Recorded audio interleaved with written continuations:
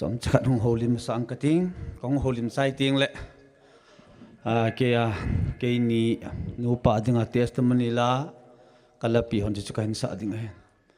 ama sa pen penin hitabang phat hoi phat pha ni kho pha jan pha ai pewa pa pathin thangwa na sang pen ka hin pe in tu ni hitabang phat hi kimudi ham alo le hitabang ding lo ding ti yong he masang ka hin khu chi phat hi chi phat la ya chi tabang hi gel kan gel pha lo pathin wa chai la sa ding jong ki gel pha lo pathin in thing lu na pathin kom bela ama koma ki than ding jong an gel pha lo mi him kan hi in ta sa thagawa ta salam hin khwa jong i ma cha hi lo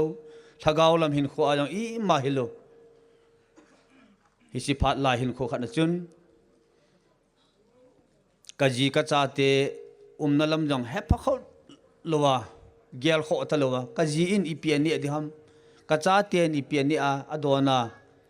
ipia ki chena school kai dham tiang kan gel pha po hi chi hin kho kan man jing lai ta chun pathin in ei ngai luma ma in kin ka ta sa ka hin kho ho he amma a thing a hilam pathinin itabang e to sa anum ham itabang e sei do sa anum ham itabang e puinum ham ti kin ni khat jong anadong talowin ni khat jong ama he patalowin ko kaman jing lai 2016 asom lam lam hin sei jing kating 2016 be machun hi chim 16 apat chilang si chu pathin to kinai na mong chu hin kho chu kan nei lu khop mai ai jing 16 abu a he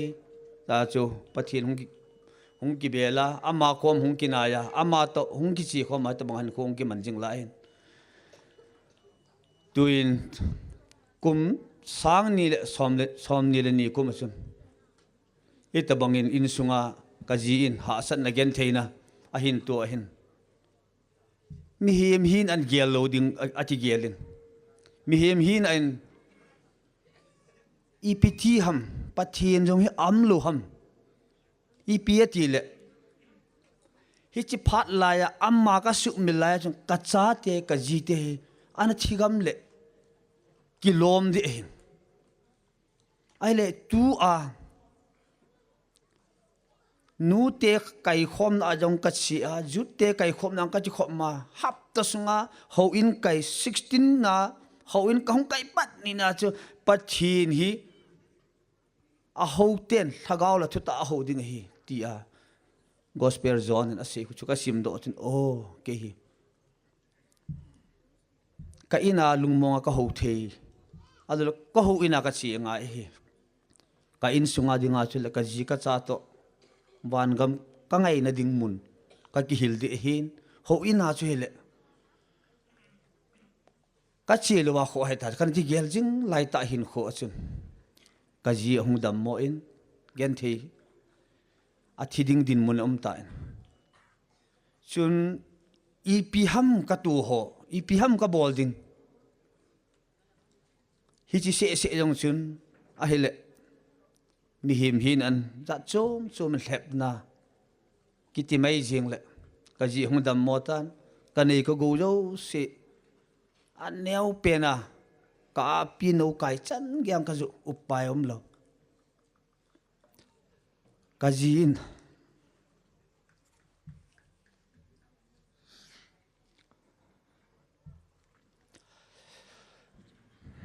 kajin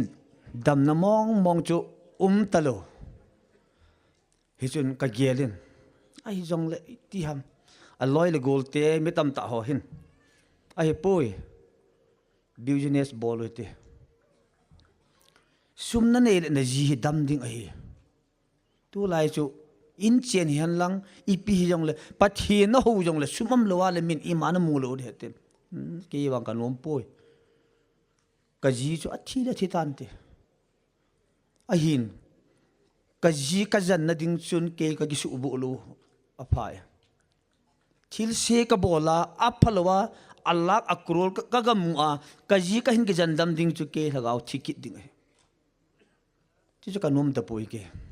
có tia hay là chân cái gì thôi cái chi không hẳn đi cái tiền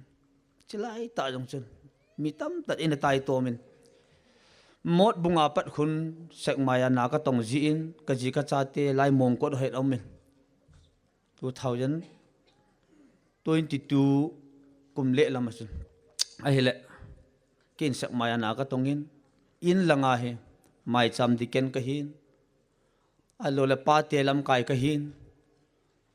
Sunday ka chi lo ko en meeting ding Thursday ka chi lo ko en ai một bunga bắt nào ho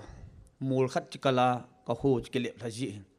ni ha lang cái chi phát đình tiếng là gari cycle lang chi gì talo hi chun kia nga ka chi jin ken thei tan la ka se ji pathin in wang e thon pin ni khát tiếng là ka tao này pathin in sang tin ka ji dam de he ti cho kana chi ngai tu tun pathin in ei pui le lam ka ka hong lung ka ji adamin hitabong hin khu ka hin ne mabana jong hin pathin wa choi la sa ni ka hong thanu min pathin wa choi la ka hin sa jong hin hoya kanau pa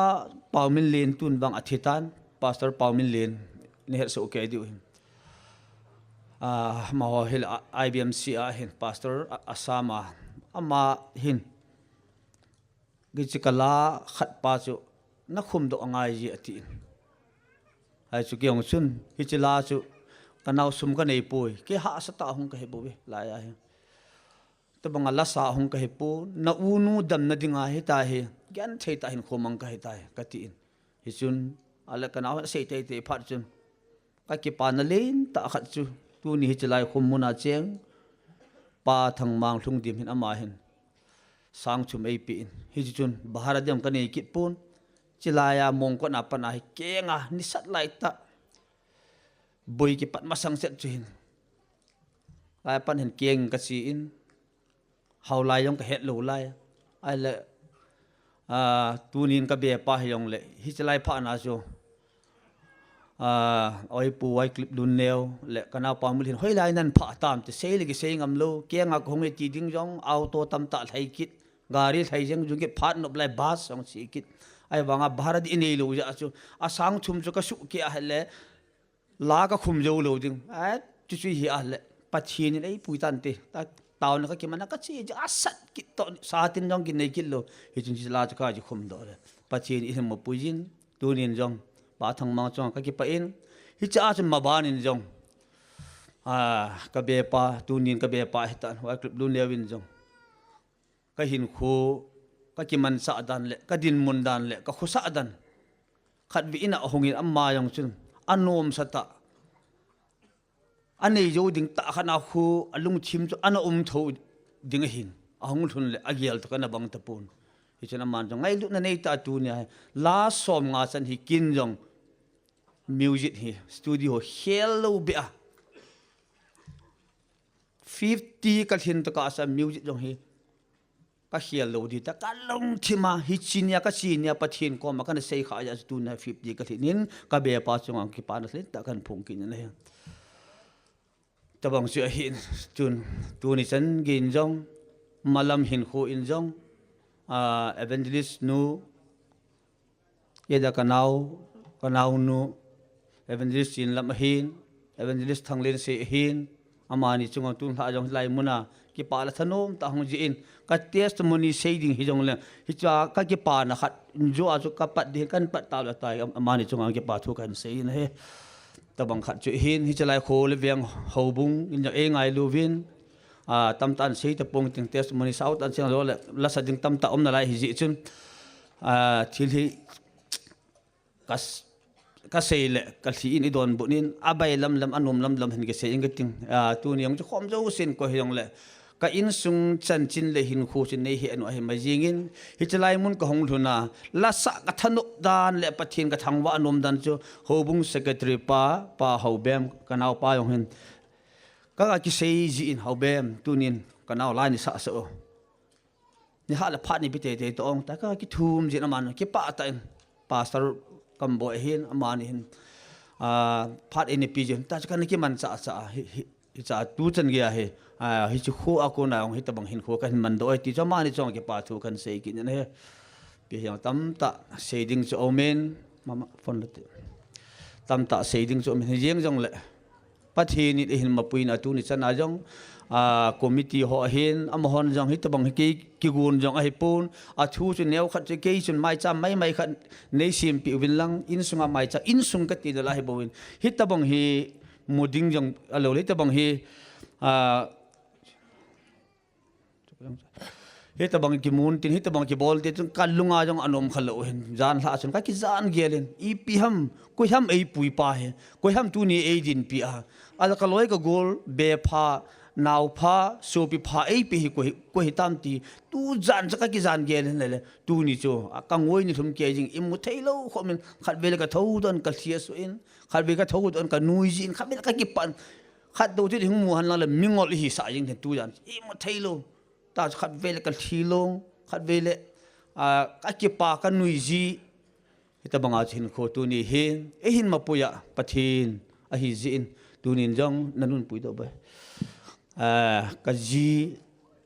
na ngai lu za lo wa ka ji hin kho na hin vet le kidang na sa naw hin kho hin tu nia ke nin jong ke ni lapi cho som lam lamin phat hung sao ta sei ding itir tam ta hi sei no mong min ki sei jing han lang thu sim ho hi it hin ki chi pi han lang alo le pathin no e din pi jeng in tin e ha ku no chun khat no chun phat chom nan nei han lang khat jong chun din da nan nei le ki sei jeng le ti no om ji na hin la pha ni na to ta pon ke ni ho hi jong le jo le e sang a jong a ho lim nom a sei nom la sa ding jong kanau te ho tu nya kanau te ho ka ngai lu che ka ngai sang chi chu mo ho yo